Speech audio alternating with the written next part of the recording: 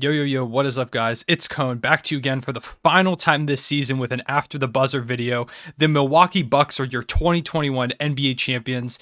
I'm so happy for you Bucks fans. I'm so happy for the Bucks. I'm so happy for Giannis Antetokounmpo, who just had one of the greatest games in NBA history, not just the finals, in NBA history, and we're going to get to all of that. But first of all, I want to thank you guys for a great season on this channel, and with these After the Buzzer videos, they're so much fun to make, and thank you guys so much for supporting them every single night. It means the world to me, and I promise you they will be back Game 1, opening night of next season. But let's start off with talking about probably what most of this video is going to be about, and that's Giannis Antetokounmpo, the Finals MVP, the guy who closed this series out almost single-handedly. The Bucks scored 105 points tonight. Giannis had 50. Almost half of his team's points in a closeout game in the NBA Finals. Throw in 14 rebounds, 2 assists, 5 blocks. Giannis Antetokounmpo may very well be the best player on the planet. Right now, with recency bias, I want to say that he is, but I'm going to hold up on saying that concretely because, like I said, recency bias. But there is no argument for him not being a top 3 player in this league. Giannis destroyed the Suns defensively. He destroyed them offensively. He had a bag out there. He was hitting spin moves. Bag Twitter was in shambles. It was ridiculous the things that Giannis was doing out there on the basketball court. He was dominating every single possession in the NBA Finals. That's what a champion does. That's what a Finals MVP does. And that's what the best player in the world does. Giannis is incredible. And the craziest thing about the way that he performed in this game, the way that he's performed over the course of this entire playoffs, is that he's only going to go up from here. We have seen shades of Giannis continuing to improve his game. And the crazy part is, he's 26 years old. A lot of players, this feels euphoric for Giannis, understandably because he's finally gotten over the hump. But sometimes players like the all-time greats, some of them, it'll take them until they're 30, 31, 32, into their mid-30s to win their first title. Giannis is 26 years old. He hasn't even hit his prime yet. That's still at least 2 years away. And for a guy who hasn't hit his prime yet to drop 50, 14, 2 assists, super efficient shooting, he was incredible from the free throw line too, which is just the perfect ending to this season for Giannis. After all of the free throw shenanigans throughout the playoffs, Giannis did everything right. And at the age of 26, this is now what his resume looks like. NBA champion, Finals MVP, 2-time MVP, 5-time NBA All-Star, All-Star Game MVP, 3-time First-Team All-NBA, 2-time All-NBA Second Team, NBA Defensive Player of the Year, 3-time All-NBA Defensive First Team, 1-time NBA All-Defensive Second Team, Most Improved Player, Rookie Second Team, Eurostar Player of the Year. That's what his resume looks like at the age of 26 years old. He's only going to get better, and he already might be the best player in the league. Giannis has one of the greatest, if not the greatest, resume of all time for a 26-year-old. If he can continue to rack these rings up, Giannis is going to make a case for the GOAT at some point down the line. I'm serious. You might think I'm super in the moment, and I am, but I'm being genuine when I say that Giannis, by the end of his career, will be a top 10 player of all time, and if he can get more rings like this, he could end up being in that GOAT conversation. That's how good he is already at the age of 26. And at the age of 18, if you remember, he was the worst player rated in 2K. He was considered one of the worst players in the league. And the way that he has grinded, the way that every single season he has worked hard to get better, not even just between off seasons, but throughout this season and towards the end of the playoffs, Giannis got so much better at shooting free throws. He got more consistent. His mid-range game continues to open up. If he gets a 3-point shot, I genuinely don't know how you stop him on the offensive side of the ball. Not to mention, he continues to get better on the defensive side of the ball. He's the Defensive Player of the Year. I guarantee you he can win another. This is the first of multiple championships for Giannis, in my opinion. He's going to bring the Bucks back here. They're going to win more. He is an all-time great in the making, and it is surreal to see a guy be this good this quickly. Giannis is incredible.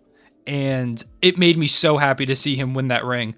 It's no secret that I really wanted to see Chris Paul get a ring, and I'm honestly not going to talk about the Suns too much in this video. That's going to be for a video tomorrow. I'm going to make my final what's next video of the 2021 season and just talk about the Phoenix Suns, what went wrong, and ultimately where they go from here. So I'm going to talk a little bit about them maybe towards the end of the video, but if you want to hear my thoughts on the Suns, make sure to look for that video tomorrow. I really just want to focus on the Bucks in this moment because they absolutely deserve it. I just want to keep talking about Giannis if I'm being serious, but I will go in and talk about Chris Middleton and Jrue Holiday as well. I tweeted this. I don't know what happened to Jrue Holiday's efficiency over the course of these playoffs. He shot 50% from the field in the regular season, and that just tanked, especially in this game. He started off like 1 for 11, and the crazy thing is about Jrue Holiday, despite all these moments that we've seen in the playoffs where he just can't seem to score the ball, Jrue Holiday had by far the highest plus minus of any player in the 2021 playoffs. Any player. Not just on the Bucks, not just on the Suns, any player. Jrue Holiday is so special that he's one of those guys where Jrue could be shooting 1 for 11 and still impacting the game in a positive way for your team. His defense, his playmaking, he had 12, 9, and 11. He was incredible, and he played 46 minutes in this game. Jrue was great. I know he didn't score well, but the reason they won this game, why it was a grinded out, low-scoring affair, was because Jrue had every player clamped up on the other end. He was amazing. You could put him on Booker, you could put him on Chris Paul, you could put him on Bridges. You could put Jrue Holiday on anyone on that Suns team, and he's going to make them work for that basket. That's why the Bucks gave up so much for him. And it's amazing to see the dividends already pay off for the Bucks, trading all those first-round picks to the Pelicans, a move that so many people were like, oh my God, that's an overpay. Even me included. I was like, wow, that's a lot of assets. They better win a chip with Jrue for this to pay off. And the next season, they won that chip. Similar with Giannis. Giannis was a guy that so many people said, Giannis, you need to leave. Giannis, you're not going to win in Milwaukee. It can't be done. That last offseason, rather than just chilling and coming into this year and trying to feel it out and then ultimately putting a lot of pressure on his team to win, Giannis said, I'm going to show you guys this trust. I'm going to show you that I want to be here, that I trust in you, the front office, to win a championship or build a roster around us, and I got us from here. This is my city. I'm going to win this thing here. The next season, Giannis won it all and was the finals MVP and established himself as perhaps the best player in the world. If that's not storybook, I don't know what is.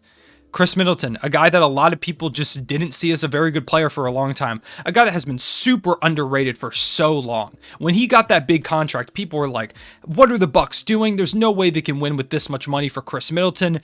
No team can win a championship with Chris Middleton as a second option. And now the Bucks have done it. Chris Middleton as a second option came out and helped the Bucks win a championship.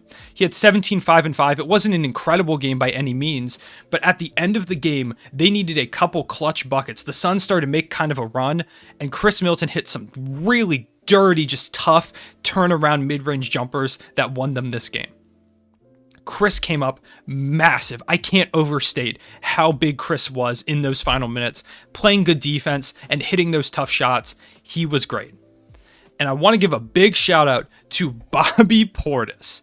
Bobby Portis has to be a top 3 funniest dude in the NBA, from getting between Chris Paul and Scott Foster from that crazy ass run he did at the end of the game. It was ridiculous. And to see a guy like Bobby Portis, who put so much heart and soul, and he just worked so hard. His finals, is like after the final speech was so moving to me, so motivational, because he was talking about how he didn't get to go to the bubble and he really just wanted to work on his game. He was in a really dark place, and the Bucks called him up and said, we want you on this team. We think you can help us win a championship.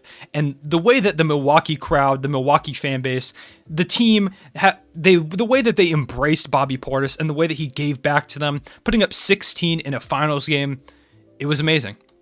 And I'm super happy for Bobby Portis. Like I said, hilarious dude, and it's cool to see him win a ring. He went from punching Nikola Mirotic in the face to winning an NBA championship in like 3-4 years. That's what we call a rise. Yeah, I think that's really all I've got to say. It's amazing to watch like a new NBA champion be crowned every season. As a Thunder fan, of course, I'm hoping someday this is the Thunder. But for right now, Bucks fans, enjoy it before Dort's reign of terror eventually comes around and the Thunder win 13 in a row. Sorry, so enjoy it while you have it. Enjoy it while it lasts. But on a more serious note, congratulations, Bucks fans. Suns fans, I'm sorry. I really know how y'all feel. The Suns, they've got a shot to be back. I think Chris Paul is going to end up being back. You bring back campaign, you just bring back this whole team and you run it back, I think. This team was here for a reason. I don't care what people say. This Suns team is a championship caliber team. Devin Booker is going to get better. Mikal Bridges is going to get better. DeAndre Ayton is going to get better. They will get better as a team. You bring this thing back. You don't throw this away. The Suns will be back and they will be competing for a title again next season. They might not make it to the finals, but they're at least going to be one of the best teams in the league in that Western Conference. Suns fans, don't get super discouraged. It hurts, I know. I've been there seeing the Thunder lose a finals.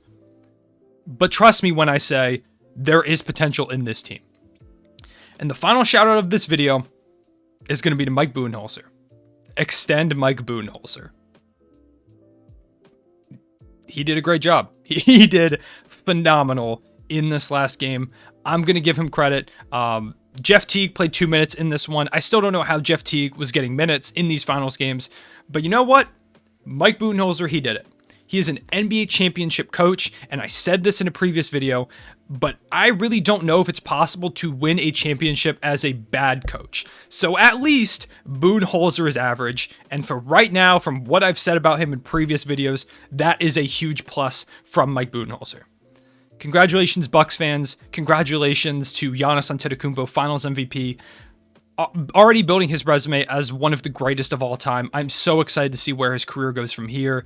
Like I said, he's only going to get better. These Bucks are going to keep getting better. They will be back trying to defend their title next season. And thank you guys. This has been my first season on NBA YouTube, and it's surreal to see it wrapping up. These After the Buzzer videos, like I said, will be back next season, so don't worry if you enjoy these. Thank you so much for the support. Thank you guys so much for the support over the course of this season. And for the final time in this 2021 NBA season, you'll see me tomorrow with another video. But for the final time in the actual season itself, I will see you guys later. Real One, say it back.